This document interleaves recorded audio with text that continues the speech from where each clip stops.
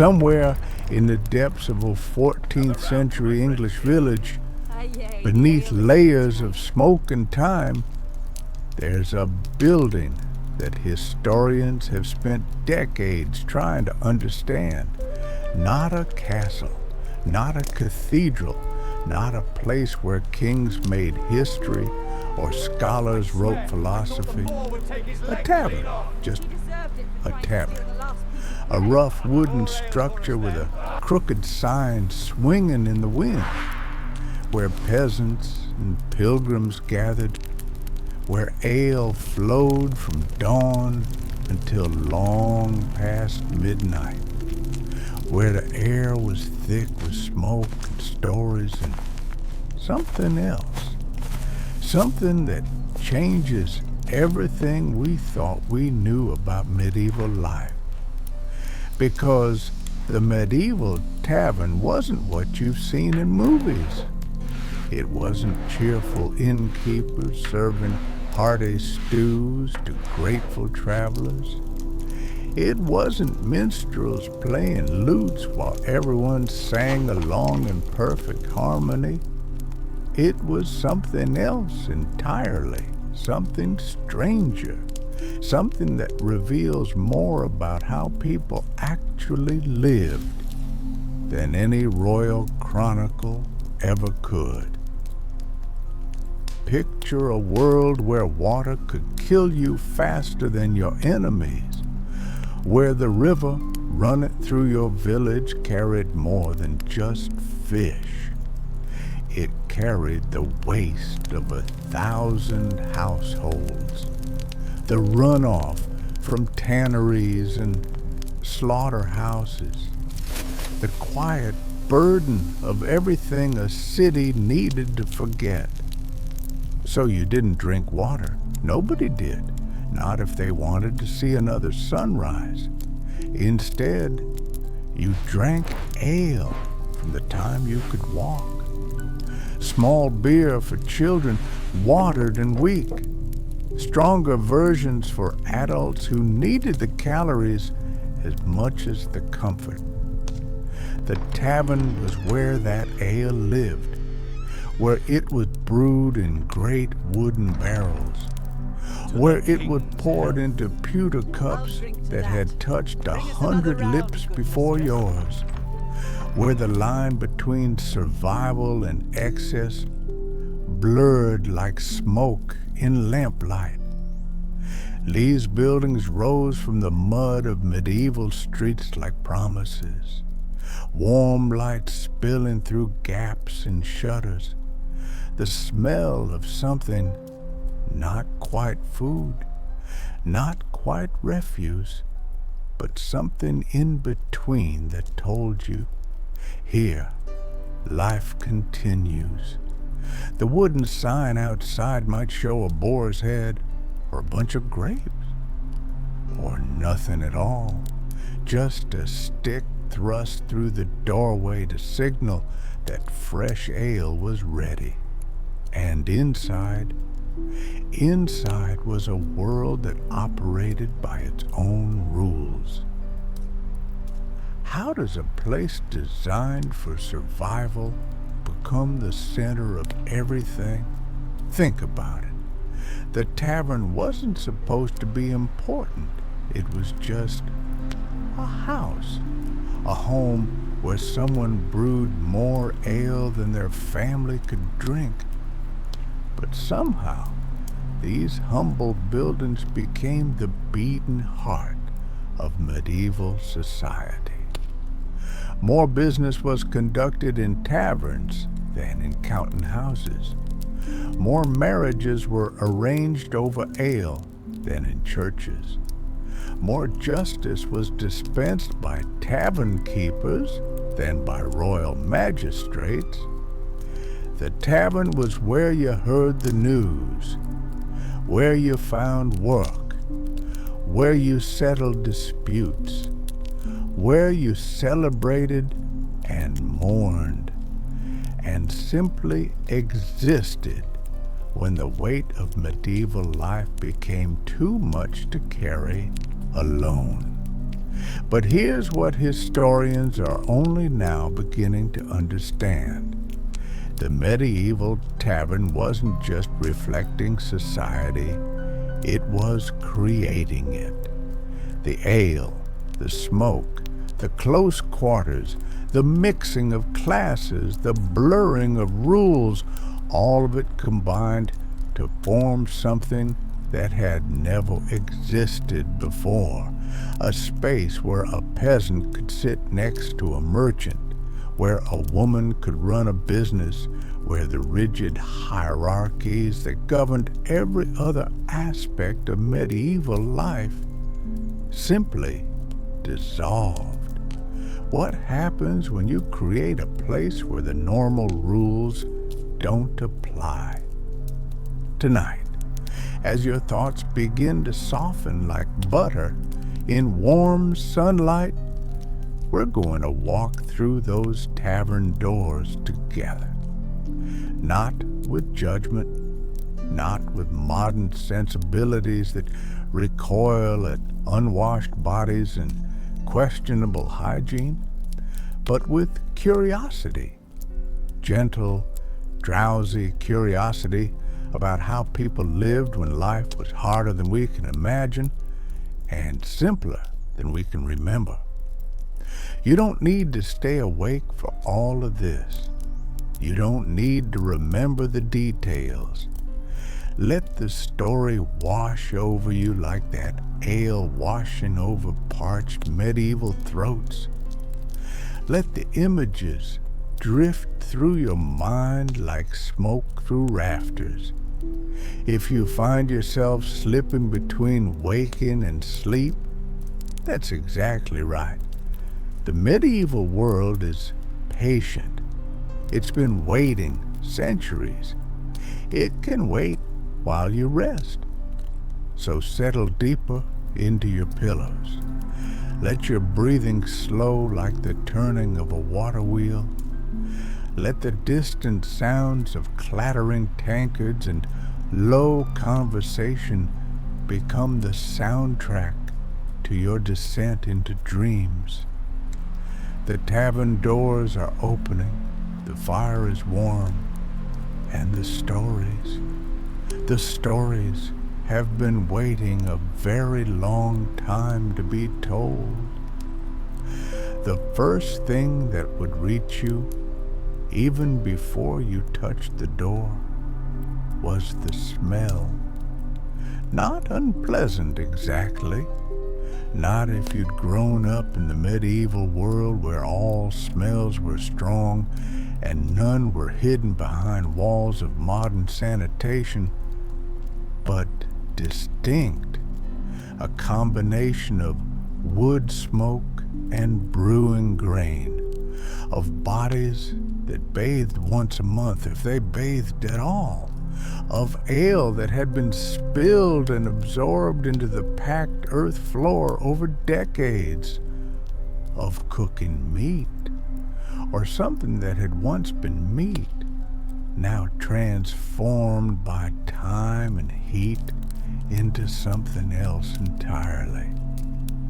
The door itself was heavy, oak usually, scarred by decades of opening and closing, by knife marks where drunk patrons had tested their blades, by the weather that never stopped trying to reclaim the wood back into the earth from which it came. Push through that door, and you entered a different world. The ceiling was low, so low that tall men had to duck beneath the massive beams that held up the thatched roof above. These beams were black, not painted black, but blackened by years of smoke from the great fireplace that dominated one wall. The smoke had nowhere to go but up, where it collected under the thatch before eventually finding its way out through gaps and holes. In winter, this smoke was almost welcome. It added another layer of warmth to the struggling fire. It created a thick atmosphere that held heat the way a blanket holds body warmth. In summer, it was less welcome. But summer was brief in England. Most of the year you needed that smoke, needed that fire, needed every degree of warmth you could steal from the cold that waited patiently outside. The floor beneath your feet wasn't wood, not in most taverns. It was earth, packed hard by thousands of footsteps, covered with rushes, long grasses that were meant to absorb spills and provide a clean surface to walk on. In theory, these rushes were changed regularly. In practice, they might stay down for months, slowly composting beneath the traffic, creating a spongy, uneven surface that squelched in wet spots and crunched in dry ones. Beneath those rushes, archaeological evidence tells us, were the accumulated layers of medieval life, dropped food, spilled drinks, the bones of long-forgotten meals, sometimes coins that had slipped through fingers too drunk to notice, sometimes darker things we won't dwell on tonight, things that medieval people simply accepted as part of life. The walls were not stone. Stone was expensive. Stone was for churches and castles. Tavern walls were wattle and daub, woven wooden strips covered with a mixture of mud, straw, and, animal dung. The mixture dried hard as pottery and blackened with age and smoke until it became indistinguishable from the beams. Against these walls, rough benches and tables were arranged, not matched, not even necessarily sturdy. Each piece of furniture had its own history, some salvaged from closed businesses, some traded for barrels of ale, some built by the tavern keeper himself during slow afternoons. The tables bore the marks of use, knife cuts where patrons had eaten, burn marks where candles had tipped, dark stains that might be ale or might be blood. In the flickering firelight, it was hard to tell, and perhaps it didn't matter. If your body is growing heavier now, if your thoughts are beginning to drift like those smoke patterns under the ceiling, that's perfectly natural. You're safe here. The medieval world can't hurt you. It's just a story now. Just shadows and echoes. The light came mostly from the fire, that great hearth burning logs as thick as a man's thigh, the flames casting dancing shadows that made every face look mysterious. Every corner seemed deeper than it actually was. Candles provided additional light when they could be afforded, but candles were expensive. Tallow candles, made from rendered animal fat, were cheaper than beeswax, but they smoked terribly and smelled of burning meat. So most taverns relied on the fire and on the small windows, if windows existed at all. More often, there were just gaps in the walls, covered with oiled cloth or thin scraped leather that let in a bit of light while keeping out most of the weather. This created a permanent twilight inside the tavern, a dimness that softened harsh realities. That made everyone look a bit more attractive. That allowed secrets to be kept even in crowded rooms. Your eyes would adjust slowly, the way they always do when moving from bright sunlight into shadow. And as they adjusted, you'd begin to see the people. Not many, perhaps. Not in the middle of an ordinary afternoon, but a few, always a few. An old man sitting close to the fire, his hands wrapped around a tankard, his eyes focused on nothing in particular, just existing, occupying space, staying warm. A woman, the alewife perhaps, moving between the brewing room and the main hall, carrying wooden buckets of fresh ale, her arms strong from years of this work, her face unreadable in the dim light. A traveler in the corner, still wearing his mud-splattered cloak, his pack at his feet, his hand never far from the knife at his belt, watching, always watching, because trust was expensive in the medieval world.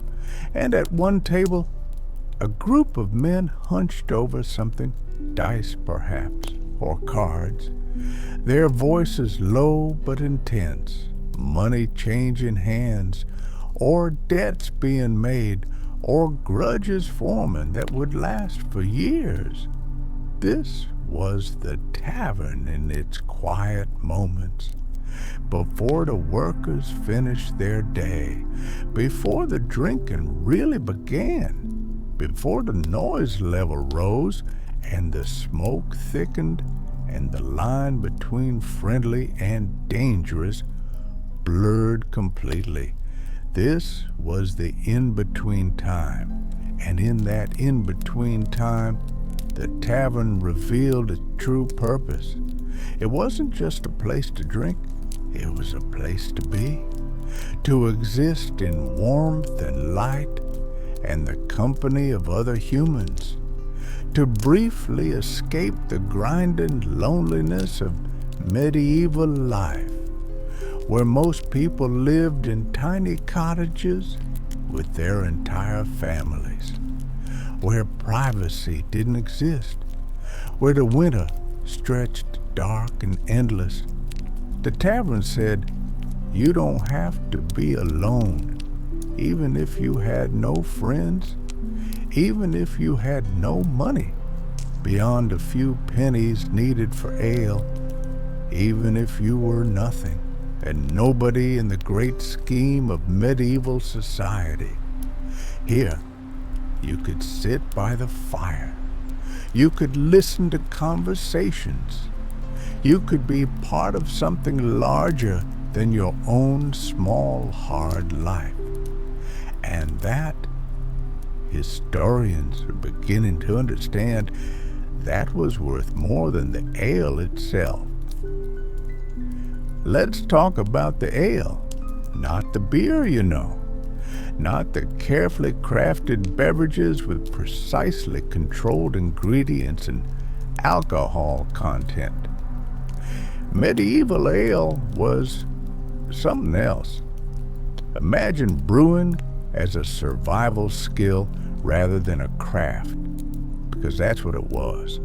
Every household that could afford grain brewed ale, not as a luxury, but as a necessity, as essential as bread, as important as fire, because the water would kill you, not immediately, not dramatically, but steadily, through dysentery and typhoid and a dozen other waterborne illnesses that medieval people couldn't name, but definitely feared. The brewing process saved them. Boiling the water killed most of the dangerous bacteria. The alcohol created during fermentation killed more. The result was a beverage that was safer than water, more nourishing than water, and infinitely more pleasant to drink. So everyone drank ale. Infants received it mixed with milk or water. Children drank small beer, a weak brew with barely any alcohol.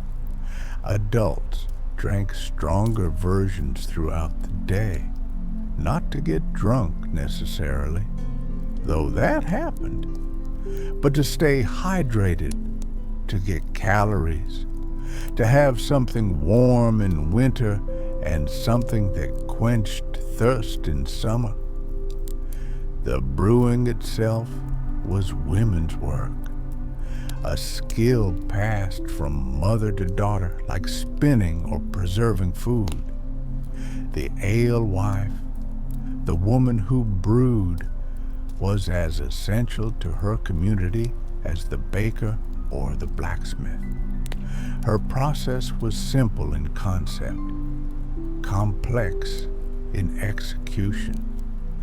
Your breathing is slowing now, matching the rhythm of medieval life, slow and steady and patient. Let your shoulders drop. Let your jaw unclench.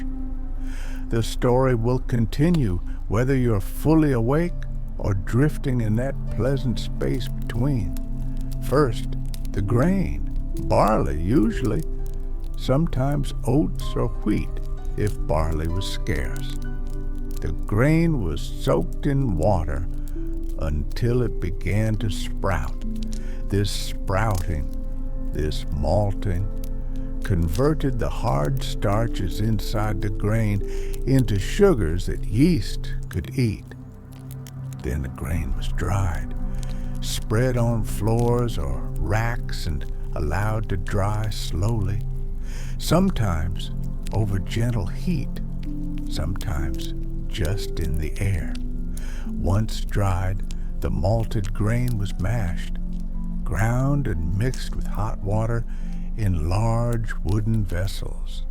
The hot water extracted the sugars, creating a sweet liquid called wort. This wort was then boiled, sometimes with herbs, sometimes plain, hops. The bitter flowers that would later define beer were not yet common in England. They came later, brought by Dutch and Flemish brewers in the 15th century. Instead, medieval ale was flavored with gruit, a mixture of herbs and spices that varied by region and brewer. Yarrow, bog myrtle, heather, wild rosemary, even mugwort and wormwood. Some of these herbs had effects beyond flavor. Mugwort and wormwood are mildly psychoactive, not enough to cause hallucinations, but enough to add a certain depth to the drinking experience. After boiling, the wort was cooled, then transferred to barrels or large vessels where fermentation would occur. The yeast came from the air, from the brewing equipment, from the very walls of the brewing room where generations of yeast had colonized every surface. This wild fermentation meant that every batch was unique. Every alewife's ale had its own character, shaped by her technique, her equipment, her local yeast strains. The fermentation was quick, a few days, typically, because medieval ale didn't keep long. No refrigeration, no pasteurization, no real understanding of what was happening at the microscopic level. Just grain and water and heat and time and the mysterious alchemy that turned sweet wort into intoxicating ale. The result was a beverage that would seem strange to modern tastes. Cloudy, thick, sometimes thick enough to chew, with a complex flavor profile that included the grain, the herbs, and the particular characteristics of the wild yeast strain. The alcohol content varied wildly. Small beer might be 2 to 3%, barely alcoholic, just enough to preserve the liquid and kill bacteria. Regular ale might be 5 to 7%, strong enough to notice, strong enough to intoxicate if you drank several pints. And then there were the stronger brews, made for special occasions, for festivals and celebrations, for the Lord's table or the merchant's feast. These might reach 10% or even higher, thick, sweet, potent, dangerous if you didn't respect them. The color ranged from pale straw to deep brown, depending on how much the grain was roasted during the malting process. Darker ales were heavier, more filling, more like liquid bread. And that's essentially what they were. Liquid bread.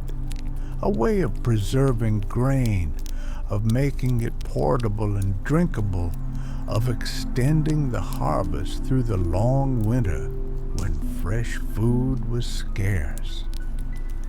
The tavern alewife brewed in large batches, dozens of gallons at a time, because her ale was her livelihood. She'd brew one day, and the next day, or sometimes the same day if the fermentation was quick, she'd hang out her sign, an ale stake, a pole thrust through the door frame, or a wreath of greenery, or simply a broom propped against the wall. This signaled to the neighborhood, fresh ale is ready, and people would come, not just to drink necessarily, but to buy, to fill their own jugs and carry them home, to purchase ale for their families, for their workers, for their own consumption. The tavern was a retail establishment as much as a drinking establishment, and the alewife was a businesswoman managing inventory, calculating prices, determining quality, dealing with suppliers and customers, and the occasional inspector who came to ensure she wasn't cheating. Because cheating was common. You might feel your mind wandering now, drifting to other thoughts, other images. That's perfectly fine. You don't need to follow every word. Just let the rhythm of medieval life wash over you like gentle waves. Watering down the ale was the most common form of fraud. Adding extra water to stretch the batch, to increase profits, to cheat customers who might not notice if they were already a few drinks deep. But there were other methods, adding cheaper grains to expensive barley ale, using inferior malt that produced weak, off-flavored results, rebrewing the spent grains from a first batch to create a thin, barely drinkable second batch that was sold as full-strength ale. The penalties for such deception were severe. Public punishment, the pillory, where you stood locked in place while your neighbors threw rotten vegetables, and worse, your reputation destroyed, your business ruined. Some communities had ale tasters, Officials whose job was to test every batch, to ensure quality and fair pricing. These ale tasters had remarkable authority. They could fine brewers, close establishments, even seize property if the violations were serious enough, but they were also human, subject to bribes, to personal relationships, to the complex web of favors and obligations that governed medieval communities. So the quality of ale varied wildly from tavern to tavern, from batch to batch, from day to day.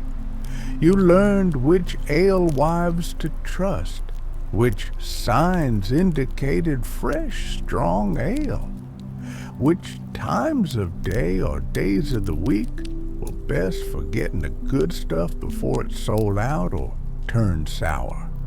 And you learned to drink carefully, because bad ale could make you sick, give you a headache that lasted days, upset your stomach, or worse.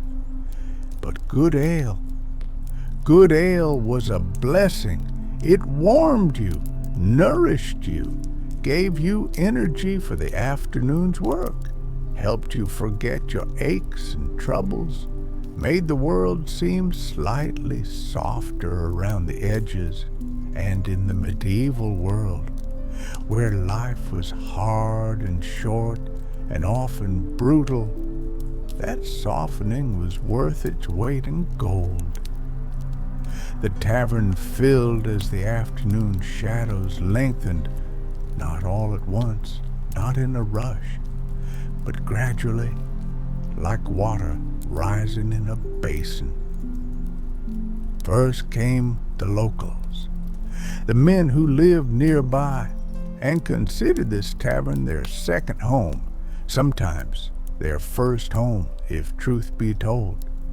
They had their usual seats, their preferred corners, places they'd occupied for years or even decades.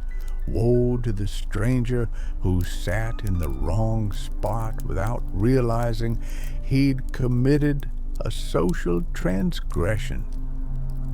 These regulars were the tavern's foundation. They drank steadily, but not excessively as most days. They knew the alewife by name, knew her family, knew the quality of every batch she brewed, knew which barrel was freshest and which was starting to turn. They talked among themselves. Low conversations about crops and weather, about Lord so-and-so's new taxes, about whose daughter was getting married and whose son had been caught poaching in the royal forest.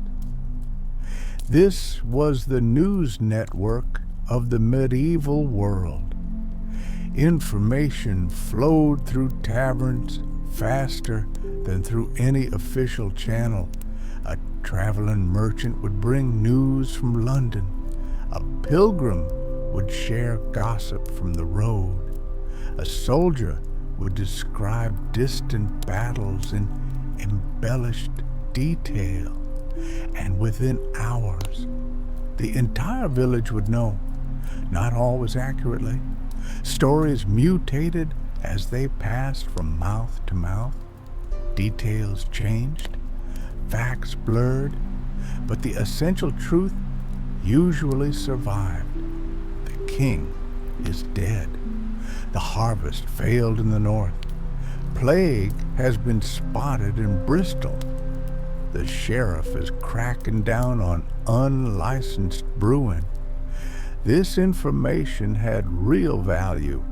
It could mean the difference between prosperity and ruin, between life and death. So people came to taverns not just to drink, but to listen, to learn, to gather intelligence that might help them survive another season. As evening deepened, other types arrived. Craftsmen finished with their day's work. Carpenters smelling of sawdust. Blacksmiths still bearing the grime of forge smoke. Weavers with thread dust in their hair and under their nails. They came tired, sore, ready to let the day's labor fade into the comfortable numbness that ale provided. They sat together usually, organized by trade, not formally, but naturally, because you talked with people who understood your work, your struggles, your triumphs that meant nothing to outsiders but everything to your peers.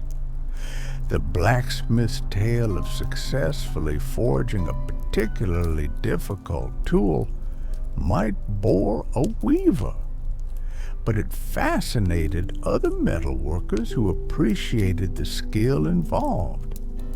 The weaver's story about sourcing perfect wool from a new supplier might mean nothing to a carpenter, but it interested other textile workers who faced the same challenges.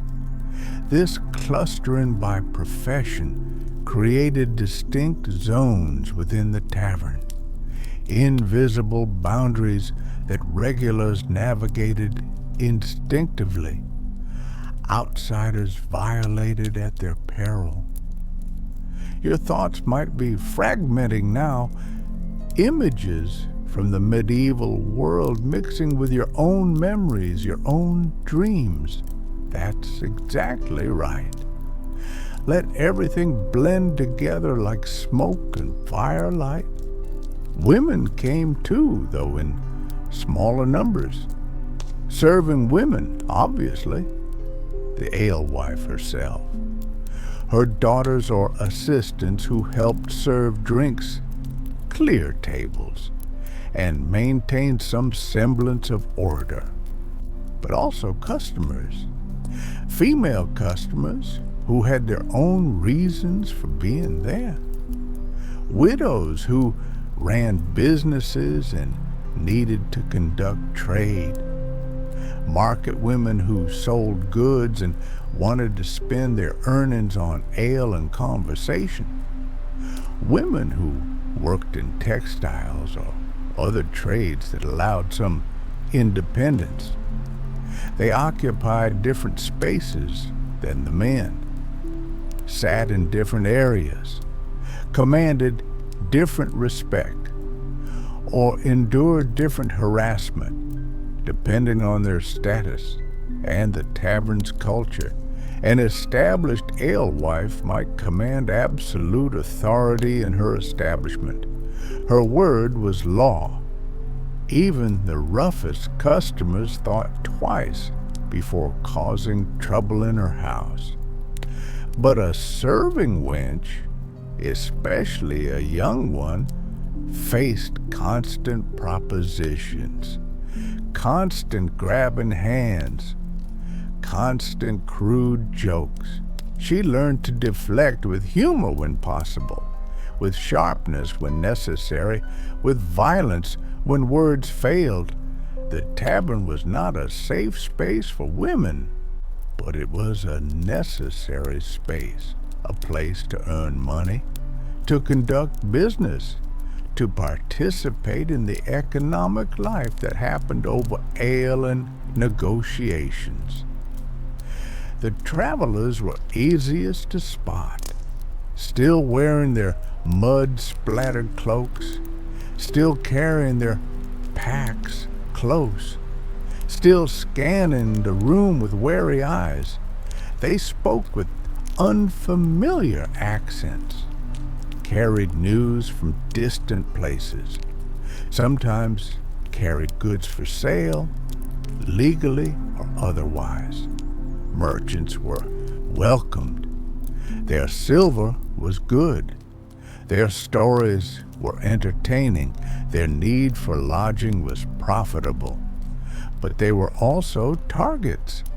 Every thief in the room noted their presence, noted where they sat, noted how much they drank, noted when their guard might be down enough for a quick knife and a quicker exit. Smart merchants traveled in groups, hired protection, kept their valuables well hidden, stayed moderately sober, slept with one eye open. Foolish merchants learned hard lessons about trust in places where survival depended on suspicion. Then there were the soldiers, sometimes just one or two, veterans of some distant war, carrying scars and stories in equal measure. Sometimes larger groups, mercenaries between contracts, royal troops passing through, local militia members relaxing after training. Soldiers changed the atmosphere of any tavern they entered. They were trained in violence, comfortable with violence, sometimes looking for violence as a form of entertainment or release. A tavern full of soldiers could be perfectly peaceful if they were well fed, well paid, and in good spirits. Or it could explode into chaos over a spilled drink or an imagined insult. Smart tavern keepers kept soldiers happy, gave them the best ale, laughed at their jokes, showed respect, because an angry soldier was dangerous. A group of angry soldiers was catastrophic. The clergy were surprisingly common in taverns, despite official church disapproval of such establishments. Parish priests stopping for ale after a long day tending their flocks. Traveling monks who needed shelter and sustenance. Minor church officials whose commitment to their vows varied considerably. Some genuinely had no choice. The tavern was the only place to get food and drink while traveling, the only place to stay that didn't require sleeping rough. Others clearly enjoyed the relaxation a bit too much, drank a bit too freely, gambled a bit too enthusiastically, found companionship that was decidedly uncelibate. The church's moral authority was undermined somewhat when your priest was sleeping off his ale in the corner. But medieval people were practical.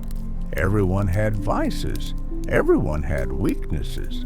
As long as the priest showed up for Mass and performed the necessary sacraments. His off-hours behavior was between him and God. If you're still awake, if you're still following this wandering path through medieval nights, that's wonderful. But if you drifted away, if sleep has claimed you, that's even better. The story will still be here when you wake. And then there were the criminals, not obviously criminal, not wearing signs that said thief or cutpurse or confidence man. They looked like everyone else, dressed like everyone else, drank like everyone else, until they didn't. Until the moment when their fingers closed around a purse that wasn't theirs, or their knife found its way between ribs during a drunken stumble, or their carefully planned distraction allowed a Confederate to rob the distracted victim. Professional criminals were artists. They studied their targets, learned their habits, identified their weaknesses, struck when the moment was right, disappeared before anyone realized what had happened. Amateur criminals were more dangerous, desperate, clumsy, likely to panic and turn a simple theft into a murder. Every tavern had both types, and every customer understood this, consciously or unconsciously. It shaped how they sat, where they sat, how they held their drinks, how close they kept their valuables. Vigilance was exhausting, but necessary. The tavern keeper himself or herself was often the most interesting character in the establishment. They had to be psychologist, enforcer, businessman, and diplomat all at once, reading the room constantly, sensing when tensions were rising, knowing when to cut someone off, when to throw someone out, when to let things slide. They maintained relationships with customers, suppliers, local authorities, and various shady characters who might help or hurt their business. They balanced profit against reputation, legal operation against the extra income from tolerating illegal activities, safety against excitement. A good tavern keeper could maintain order without seeming authoritarian, could make a profit without obvious price gouging, could satisfy customers without attracting unwanted attention from authorities. A bad tavern keeper ended up ruined, arrested, or dead. The stakes were always high, and every night was a new negotiation with chaos. As full darkness settled outside, the tavern found its rhythm. Not peaceful, exactly, but balanced, like a spinning top that stays upright through constant motion. The fire burned brighter now, fed with fresh logs, creating an island of warmth and light in the cold medieval night. More candles were lit. Expensive, yes, but necessary. Because darkness brought danger, made it easier to hide weapons, made it harder to spot thieves. The tavern keeper wanted people to see each other, to be visible, to know they were being watched. The noise level rose steadily. Conversations grew louder as ale flowed. Stories became more embellished. Laughter came easier. Arguments sprouted like mushrooms after rain. But there was a pattern to it, a cycle that repeated night after night. Early evening, quiet companionship, friends catching up, news being shared, business being conducted. Mid-evening, energy rising, voices competing, games beginning, the first hints of trouble appearing. Late evening, chaos contained, maximum noise and activity, controlled chaos that stayed just barely this side of dangerous. Deep night, winding down, the weak and smart going home. Only the dedicated drinkers remaining, danger increasing as inhibitions disappeared. Food appeared throughout the evening. Not elaborate meals, not multiple courses, not the feasts of romantic imagination, but sustenance, calories, something to absorb the ale and keep customers upright. Pottage was the standard offering, a thick stew that was never the same twice. Whatever was available went into the pot. Vegetables, grains, occasionally meat, though what kind of meat was best left unexamined. The pot hung over the fire, always simmering, never truly empty, new ingredients added as old ones were consumed. This created a kind of culinary immortality. The base of today's pottage contained remnants of yesterday's, which contained remnants of the day before, which stretched back through time like edible memory. Was it delicious? Probably not by modern standards. Was it safe? Mostly. The constant heating killed most dangerous bacteria. The alcohol consumed alongside pickled what the heat missed. Was it filling? Absolutely. Thick enough to coat your stomach. Heavy enough to anchor you through hours of drinking. Bread accompanied the pottage. Dark bread, dense bread. Bread that had been baked days ago and was now approaching the consistency of wood. But you tore it into chunks, dropped it into your bowl, let it absorb the liquid and soften, then ate it with your fingers, because forks didn't exist in most medieval contexts. The bread served another purpose too, as a plate. Trenchers, they were called. Thick slices of stale bread that held other foods, soaked up juices, could be eaten afterward or given to the poor who waited outside. Nothing was wasted in the medieval world. Waste was luxury. Waste was insanity. Every scrap had value. Every leftover found a purpose. Your eyelids are so heavy now, like shutters in a medieval window barely staying open. Let them close if they want to. Let darkness take you gently. Games began as the evening deepened. Dice were most common, small, portable, simple enough for drunk men to understand.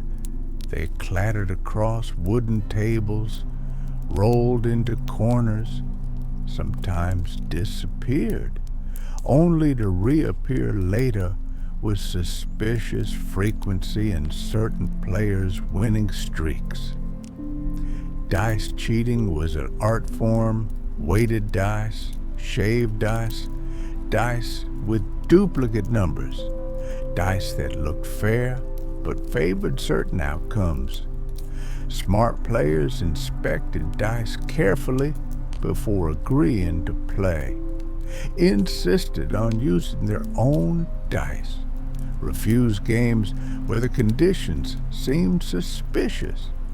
Others learned through experience, expensive experience. Cards were rarer, still relatively new in England, still expensive, still associated more with wealthy players than common folk. But when they appeared, they drew crowds. The games were nothing like modern poker or blackjack. Different rules, different objectives, different strategies, but the essentials remained the same. Betting on uncertain outcomes, trying to read opponents, bluffing when necessary, knowing when to fold. Other games required less equipment, arm wrestling competitions, drinking contests, riddle exchanges, storytelling competitions where the best tale earned a round of free ale. These games weren't just entertainment, they were social bonding, status establishment, reputation building. Win with grace and you earned respect. Win through cheating and you earned enemies. lose badly, and you became a joke that would haunt you for years. Music happened organically, not scheduled, not professional. Someone might have a pipe, someone else might know a song. Voices would join in, some on key, most not. The songs were old, passed down through generations. Work songs, drinking songs, ballads about ancient heroes and tragic lovers. Sometimes the songs were new, made up on the spot, satirizing local officials or mocking unpopular neighbors. Risky business if the target was present, hilarious if he wasn't. The music wasn't beautiful by any classical standard, but it was authentic, raw, human. A group of tired people making noise together, creating brief moments of shared experience. Dancing happened too. Not formal dances with steps and patterns, but spontaneous movement, swaying, stomping, turning in circles until dizziness or exhaustion won. It looked chaotic. It probably was chaotic. But it served a purpose: physical release, energy expenditure, a way to burn off the frustrations of daily life before they turned into something darker. The tavern absorbed all of this, the noise, the movement, the energy, like a stone absorbing heat from the sun. And gradually, as midnight approached and then passed, the atmosphere would shift again.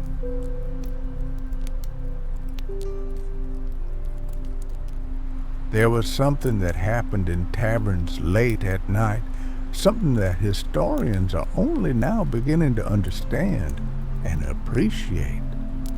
The rigid social hierarchies that governed every other aspect of medieval life. They softened, blurred, sometimes disappeared entirely. A merchant might find himself drinking with a carpenter, not as master and tradesman, but as equals. Two men with ale in their bellies and stories to share.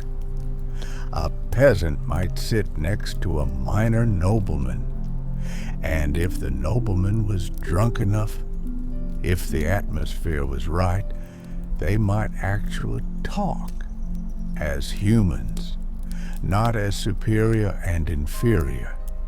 This was radical, revolutionary even, though no one called it that, because medieval society was built on hierarchy, on knowing your place, on understanding that some people were simply born better than others, that God had ordained a natural order where nobles ruled and peasants obeyed.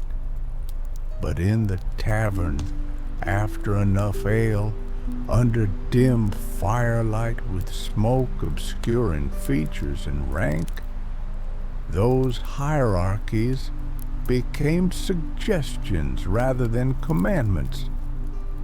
It wasn't complete equality. Let's be clear about that. A nobleman still expected deference, still expected to be served first, still expected his word to carry more weight. But the distance narrowed. The gap became crossable. For a few hours, in this one specific space, women experienced this too. In limited ways, a widow running her own business might negotiate with male customers on relatively equal terms. Her money was as good as theirs. Her ale was what they wanted. In that transaction, gender mattered less than usual. A serving woman might respond to crude comments with cutting wit, might earn respect through clever words rather than silent obedience, might establish herself as someone with agency and personality rather than just a pair of hands serving drinks. Again, this wasn't equality in any modern sense. The dangers were still very real, the harassment still constant, the underlying power imbalances unchanged. But there were moments, cracks in the social armor, brief glimpses of a world where people were just people. And in the medieval context, where every other space reinforced rigid hierarchies, those moments mattered. You might be dreaming now, or almost dreaming, in that space where thoughts become images and images become stories. That's exactly where you should be. Let the medieval world become your dream world. The tavern also became a place where secrets were shared, not loudly, not publicly, but in low conversations in dark corners, between people who had drunk just enough to loosen their tongues, but not enough to lose all judgment. Business deals that couldn't be conducted officially. Marriages being arranged outside proper channels. Goods being sold that had questionable origins. The tavern was where the official world and the unofficial world overlapped, where legal commerce and illegal trade existed side by side, where legitimate business and criminal enterprise shared the same tables and sometimes the same participants.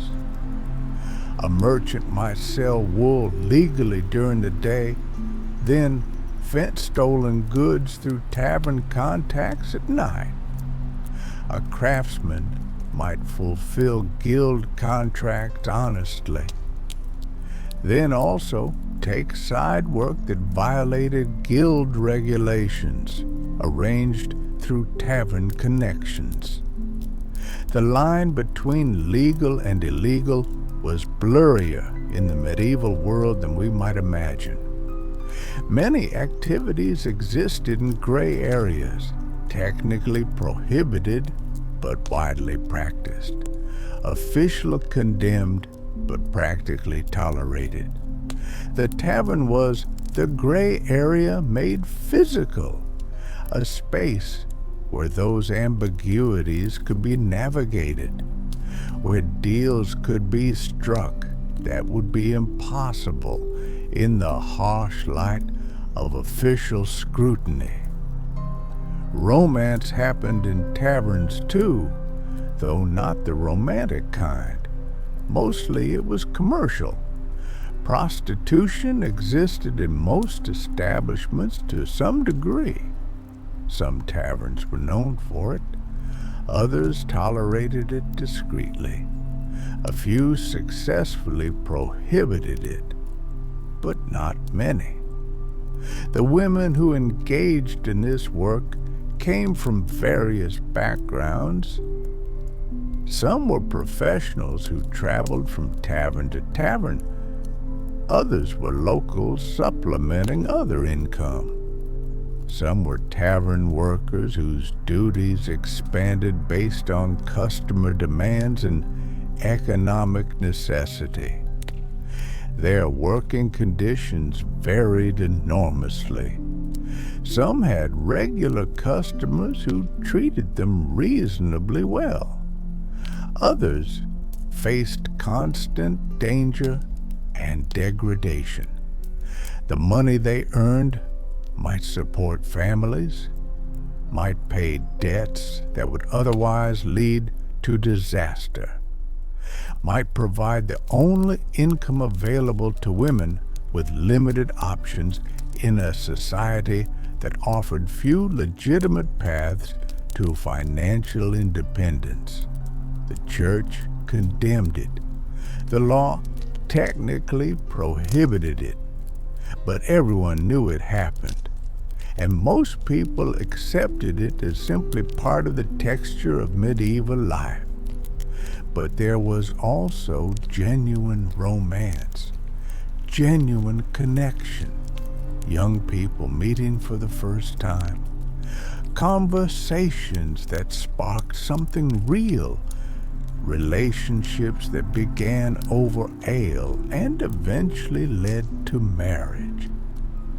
The tavern was one of the few places where unmarried men and women could interact with relative freedom, could talk without constant chaperones, could make their own choices about who interested them. Many medieval marriages were arranged, negotiated by families based on economics and alliance. Love was considered optional at best.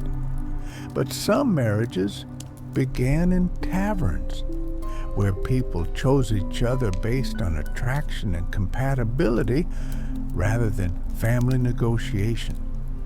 These relationships were frowned upon by respectable society, seen as lower class, as lacking proper foundation. But they happened, and sometimes they worked because they were built on something genuine rather than something calculated. As the night stretched toward dawn, the tavern population thinned. Sensible people went home. Those with early work obligations dragged themselves away. Those who still had some connection to normal life and normal schedules. What remained were the hardcore, the dedicated, the people who had nowhere better to be or were too far gone to make rational decisions about leaving. The atmosphere changed again in these deep night hours. Quieter in some ways. The large group energy dissipated.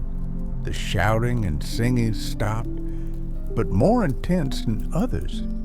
The conversations that continued were serious, personal. The kind of talk that only happens when exhaustion and alcohol strip away social masks. Confessions, regrets, dreams that would never be spoken in daylight. Truths that were too heavy to carry alone. The tavern became something like a confessional, not religious, but serving the same function, a place to unburden, to speak the unspeakable, to be heard by someone, anyone, even if it was just a stranger you'd never see again.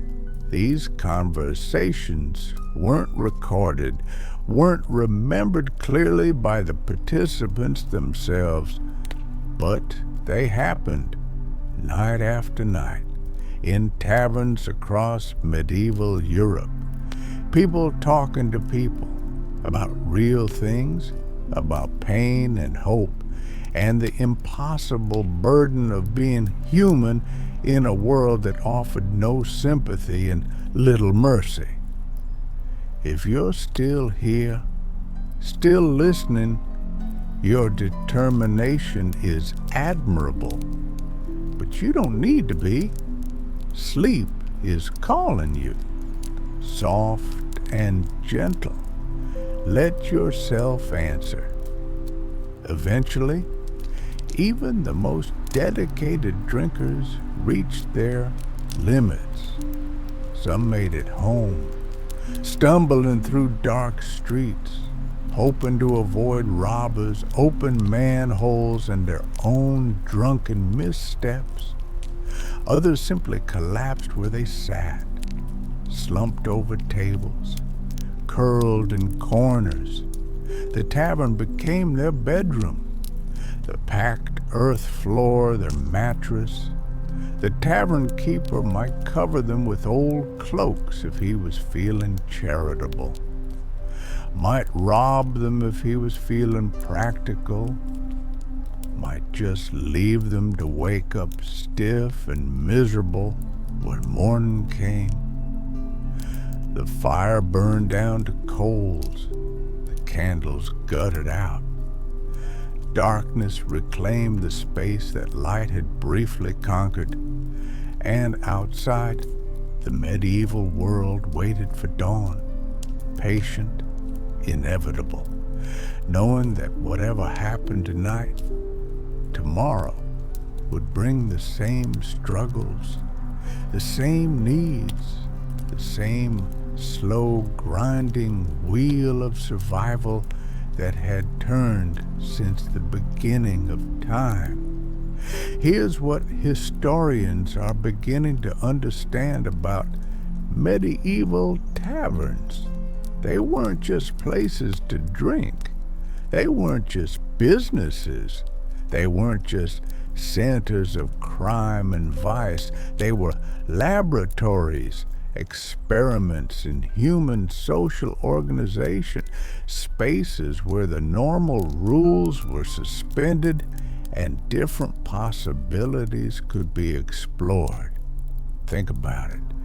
In a world where almost everything was rigidly controlled, where your social class determined your entire life, where innovation was suspicious and change was dangerous, the tavern said maybe things could be different, not permanently, not officially, but for a few hours in this one space. The mixing of social classes that happened in taverns, that was rehearsal for democracy, for the idea that all humans might have some inherent equality. The economic transactions that happened between alewives and customers, that was practice for market capitalism, for the idea that value could be determined by supply and demand rather than tradition and status. The negotiations and conflicts that happened every night, that was training in civic participation, in the idea that people could solve problems through discussion rather than violence or hierarchical decree. None of this was conscious. No one was deliberately creating political theory. But the effects were real over generations, over centuries. The spaces where people learned to interact outside rigid hierarchies. Those spaces changed what people thought was possible. The tavern wasn't revolutionary in the moment, but it was revolutionary in aggregate, across thousands of establishments, across millions of interactions, across the slow transformation of medieval society into something else. Your body knows how to sleep. It's been doing it your whole life. Trust it now. Let it take you down into deep rest while the story continues in the background like distant music. The economic impact was significant too. Brewing was one of the few industries where women could achieve real independence, could earn their own money, could establish businesses, could gain respect and authority. The alewife was a businesswoman, not officially, not legally in most cases, but practically.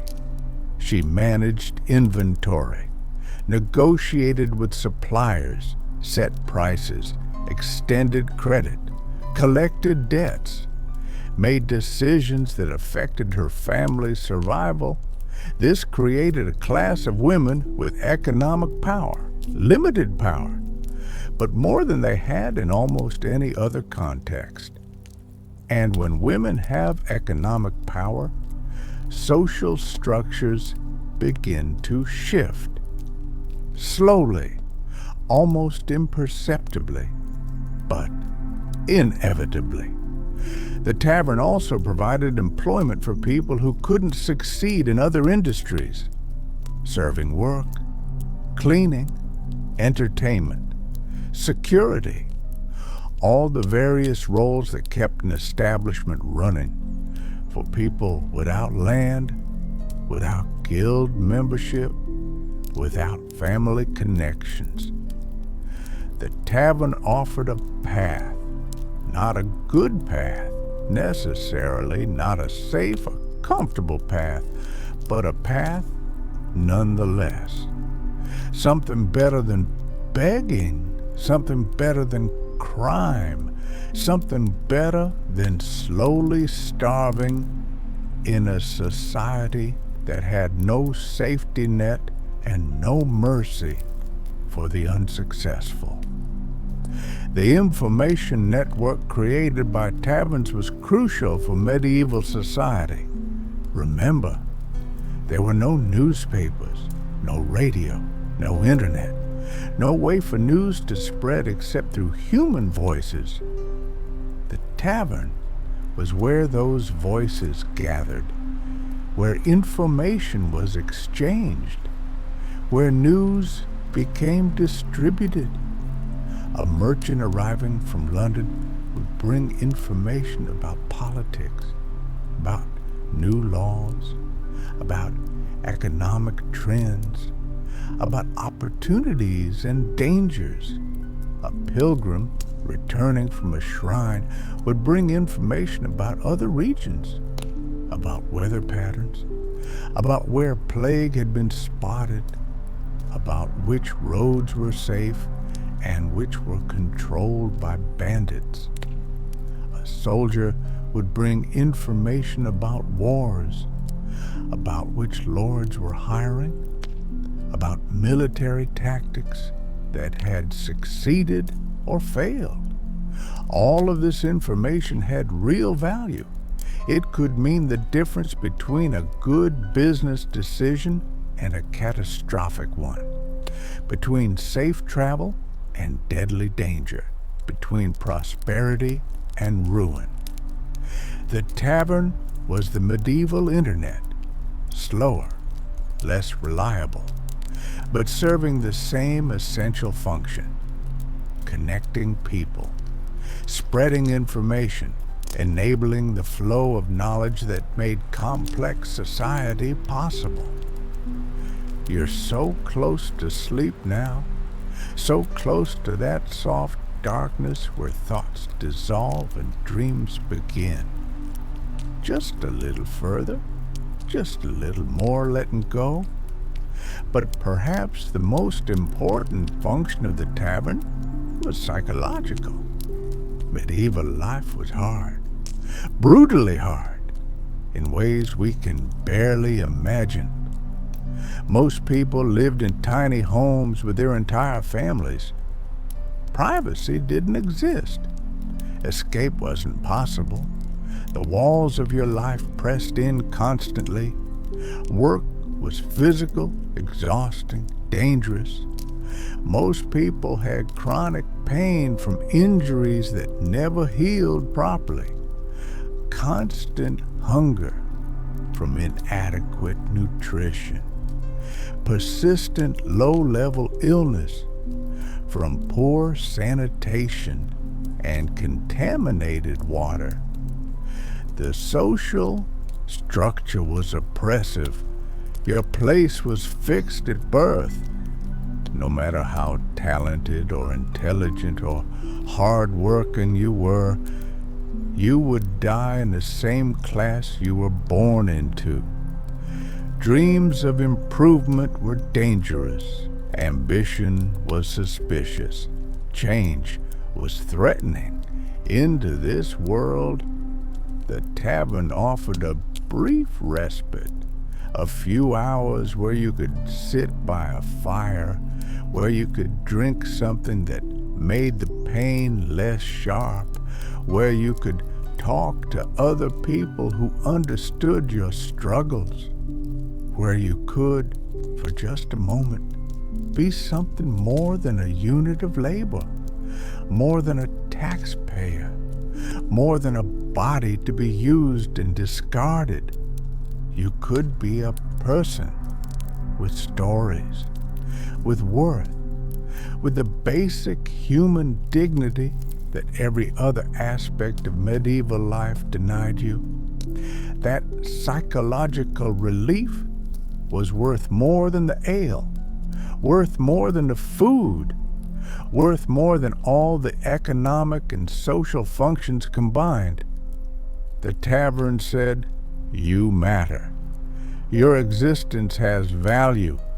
You deserve a moment of comfort and companionship in a world that said the opposite, that said you were worthless, that said you existed only to serve your betters."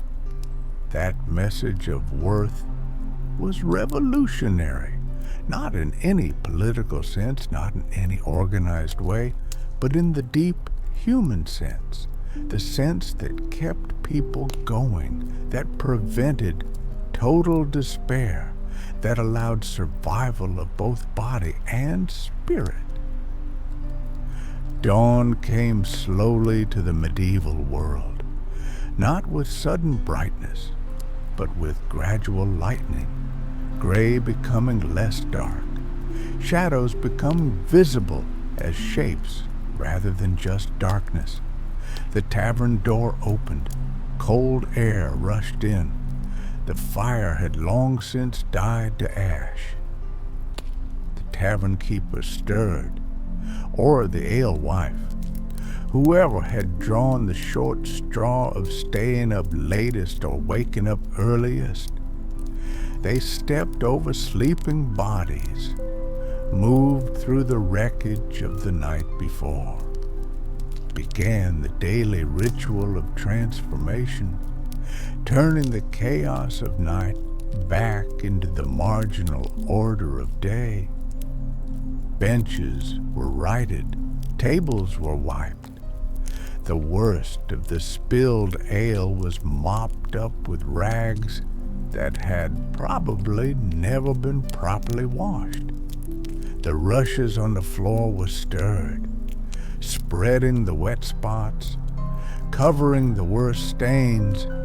They wouldn't be changed for weeks yet, possibly months, not until they were completely unusable. The sleeping customers were roused, gently if they were regulars, less gently if they were strangers, with kicks and cold water if they were a problem.